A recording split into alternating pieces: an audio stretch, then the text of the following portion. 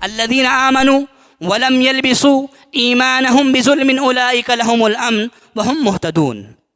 کہ جن لوگوں نے ایمان لایا اور اپنے ایمان میں ظلم سے اس کو خلط ملط نہیں کیا، اللہ رب العالمین کے ساتھ کسی اور کو پارٹنر اور ساجی نہ بنایا،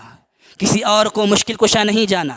کسی اور کو مشکل کشا نہیں سمجھا، کسی اور کو حاجت روا نہیں سمجھا، کسی اور کو دستگیر نہیں سمجھا، کسی اور کو بندہ نواز نہیں سمجھا، کسی اور کو غریب نواز نہیں سمجھا،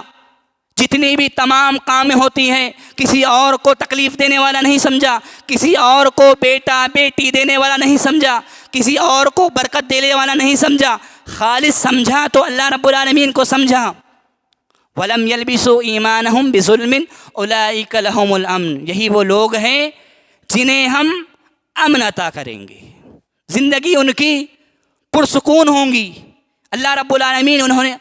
العالمین نے وعدہ کیا ہے کہ ان کی زندگی میں سکون ہوگا، اور اللہ رب العالمین نے آگے ارشاد فرمایا الذین آمنوا ولم يلبسوا ایمانہم بظلم اولئک لہم الامن وہم مہتدون، یہی لوگ کامیاب لوگ ہیں، یہی فوز و فلاح والے لوگ ہیں، یہی لوگ کامیابی حاصل کرنے والے، یہی لوگ کامیاب ہونے والے ہیں۔ تو اس زندگی میں ہمیں سکون چاہیے، ہمیں اپنی زندگی کا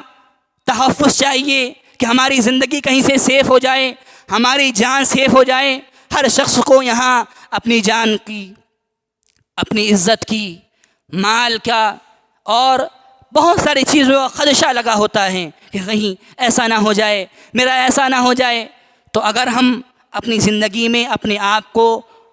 پروٹیکٹ کرنا چاہتے ہیں، سیف کرنا چاہتے ہیں، تو اس چیز کو عمل کر لیں کہ زندگی میں ایمان لائے ہیں تو اللہ رب العالمین کے ساتھ کسی اور کو پارٹنر اور ساجی نہ سمجھے، کسی اور کو مشکل کشا نہیں سمجھے، کسی اور کو دستگیر حاجت روا مشکل کشا بیٹا بیٹی دینے والا نہیں سمجھے تو صرف اللہ رب العالمین کو سمجھے۔ فائدہ کیا ہوگا؟ اللہ رب العالمین امن عطا کریں گا۔ امن تو یہی ہے نا، قیامت جب قائم ہوں گی اور حساب و کتاب اللہ رب العالمین دیں گا، اس کے بعد کون سا ظلم اور جان و مال کا انسان کو ٹینشن رہے گا کہ میری جان و مال کہیں سے وہ ہو سکتے ہیں، کہیں سے ٹکڑے ٹکڑے ہو سکتے ہیں، کہیں سے اس کا کچھ بھی ہو سکتا ہے۔ تحفظ تو انسان کو دنیا میں چاہیے۔ اگر انسان کو اپنی زندگی میں تحفظ چاہیے، پرائیویسی چاہیے، تو اس کو چاہیے کہ وہ اللہ رب العالمین کو اس کی عبادت میں، اس کے تمام افعال میں، توحید ربوبیت میں، توحید الوہیت میں، توحید اسماء و صفات میں اللہ رب العالمین کو ایک جانے۔